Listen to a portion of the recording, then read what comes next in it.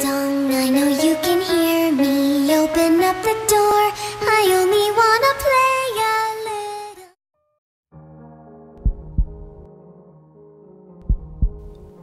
En 1983, une équipe de très pieux scientifiques ont mené une expérience dans une installation secrète. Ces scientifiques ont émis l'hypothèse qu'un humain privé de tous ses sens et de tout moyen de perception de stimuli serait capable de sentir la présence de Dieu.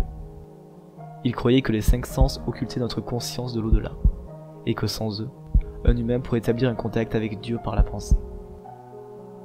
Un vieil homme qui affirma ne plus avoir aucune raison de vivre fut le seul volontaire en tant que sujet. Afin de le purger de ses 5 sens, les scientifiques ont exercé sur lui une opération complexe, durant laquelle chaque connexion nerveuse sensorielle au cerveau a été coupée chirurgicalement. Bien que le sujet gardât toutes ses fonctions musculaires, il ne pouvait plus voir, entendre, goûter, sentir les odeurs et la douleur. Sans aucun moyen de communication, et même sans moyen de ressentir le monde. Il était seul avec ses pensées. Les scientifiques l'ont surveillé alors qu'il parlait à voix haute de son état d'esprit, par des phrases mal prononcées qu'il ne pouvait même pas entendre. Après 4 jours, l'homme déclara entendre de petites et inintelligibles voix dans sa tête.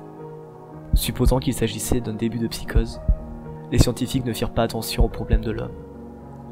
2 jours plus tard, l'homme hurla qu'il pouvait entendre sa femme décédée lui parler, et même qu'il pouvait lui répondre. Les scientifiques étaient intrigués, mais ne furent pas pour autant convaincus jusqu'à ce que le sujet se mette à prononcer le nom des proches morts des scientifiques. Il répétait des informations personnelles aux scientifiques, dont seule leur épouse ou parents morts avaient connaissance. À ce moment, une grande partie des scientifiques abandonna l'étude.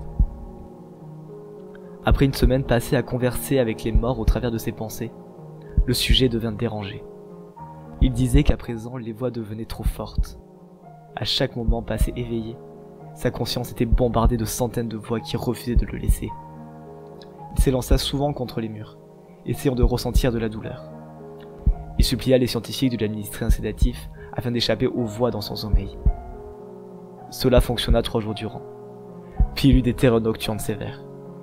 Le sujet dit de façon répétitive qu'il pouvait voir et entendre les morts dans ses rêves. Seulement, un jour plus tard, le sujet commença à hurler et à se griffer les yeux, espérant ressentir quelque chose du monde physique. Le sujet hystérique dit alors que les voix des morts devenaient assourdissantes et hostiles, parlant de l'enfer et de la fin du monde. À un moment, il cria « Pas de paradis, pas de pardon » pendant 5 heures de suite. Il continua à supplier d'être tué, mais les scientifiques étaient convaincus qu'il était sur le point d'établir un contact avec Dieu. Après un autre jour, le sujet ne pouvait plus prononcer de phrases cohérentes. Apparemment fou, il commença à s'arracher des morceaux de chair de son bras. Les scientifiques foncèrent dans la chambre de test et l'attachèrent à une table afin qu'il ne se tue pas. Après quelques heures passées attaché, le sujet interrompit sa lutte et ses cris. Il regarda fixement d'un air vide le plafond, pendant que des larmes coulaient silencieusement sur son visage. Pendant 2 semaines, le sujet dut être hydraté manuellement à cause de ses pleurs continus. Finalement, il tourna sa tête et regarda un scientifique dans les yeux pour la première fois de toute l'étude. Il chuchota.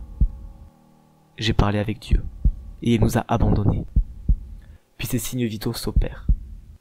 Il n'y a apparemment aucune cause de mort.